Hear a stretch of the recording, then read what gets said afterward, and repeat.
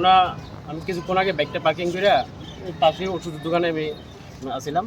তো হঠাৎ করে একটা আওয়াজ হয়েছে, আওয়াজ হওয়াতে আয়া সেটা দেখতেছে আমার বাইকটা মানে একদম চাক্কা নিয়েছে। এখানে পাশে হসপিটাল, বিশালগড়, হ্যাঁ মহকুমা হসপিটাল, হসপিটালের পাশে মানে এই বাসগুলা এইরকম স্পিডে চালায় যে মানে একটা মানুষ, একটা পেশেন্ট যে রাস্তা পারাপার হইব মানে সেরকম একটা ইয়া থাকে না, ঠিক আছে।